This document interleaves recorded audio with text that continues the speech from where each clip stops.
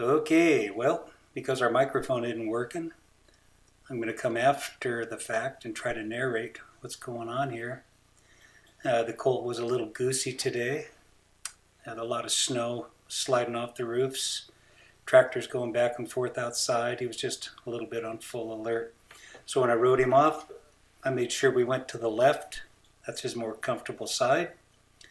And if I felt him kind of wind up, I just pulled him back down to a stop. And I just try to let him out. And when he decides he's going to take off on his own, I just corrected him by casually pulling him back down. So when he takes off, I just casually start to pull the left rein. Pretty soon, if he starts taking off, he'll feel me start to pull the left rein, and he will just slow himself down. But I'm not always turning back loose.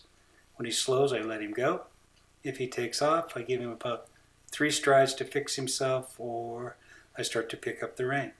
If he takes off, I pick up the rein. So I kind of change directions. He is a little goosey going to the right. At the end of the day, he did get better. So I just kind of keep him looking to the right, try to soften the rein to him, try to let him out. Just try to let him out. Love on him for going quiet. Try to guide him to the inside.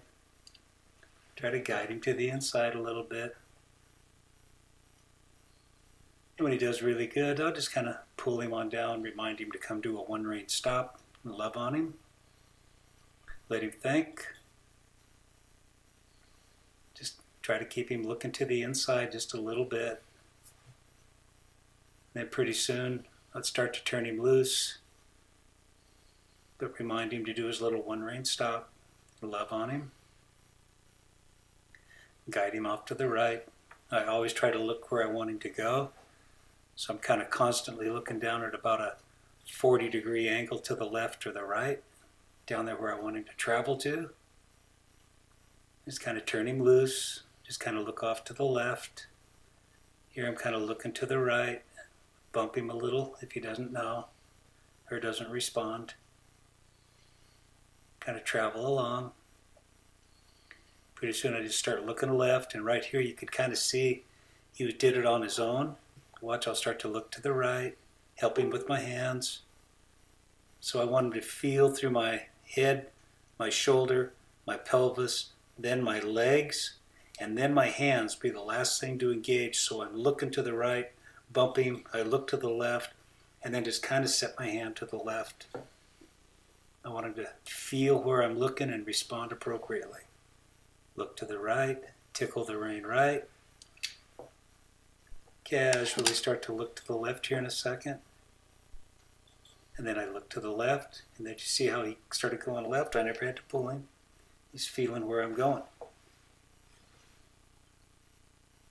Look right.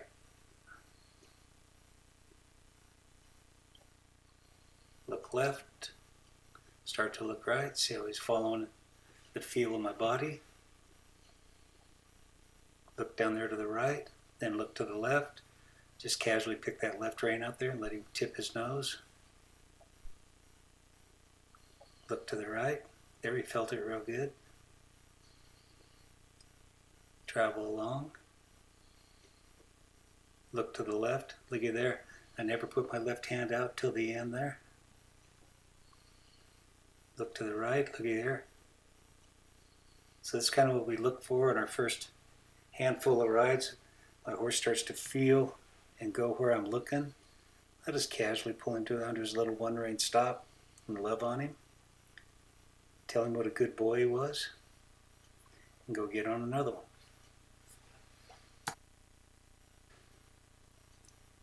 So I just kind of rock back and forth, let him know I'm there. This colt's a little quieter than the red colt. Kind of let him travel off to the left a little bit. Do the same thing. Let him feel where I'm looking. Look down to the left. Just kind of keep him moving here. And then look to the right. Pick up the rein a little if I have to and just kind of tickle him to the right. I like to keep my colts quiet. I don't want them ever taking off, getting scared. And do a one rein stop, tell him how smart he is. And just let him kind of move on out here. Let him feel where I'm looking. I twist my head, twist my shoulders, twist my pelvis. He can feel that before I ever grab a rein and pull on him. I really appreciate that he's trying. I look left and then kind of bump with the rein if I have to. So I want the hand to be the last thing to engage him here. I'll ride him forward and watch, I'll look right, and he felt that, so he's going right. I'll just ride him there. Pretty soon I'll start to look left. There, I looked right.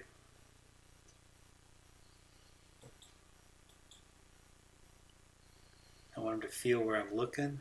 I look left.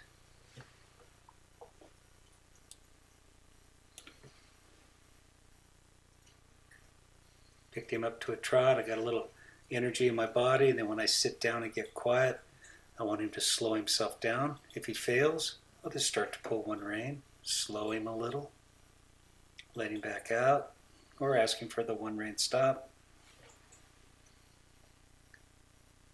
But I want him to respond to the amount of energy I have in my body. So if I ask him to trot by kind of raising my energy up, he should trot. And if I lower my energy down, he should come to a walk without me pulling on him. If he fails, I'll pull on one rein.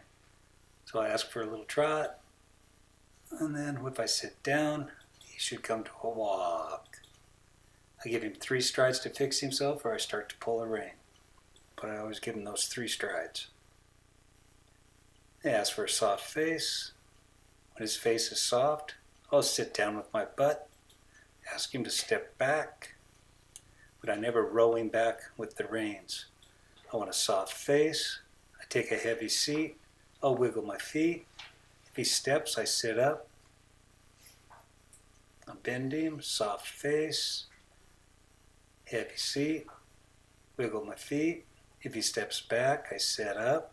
Soft face, I let him have his face back.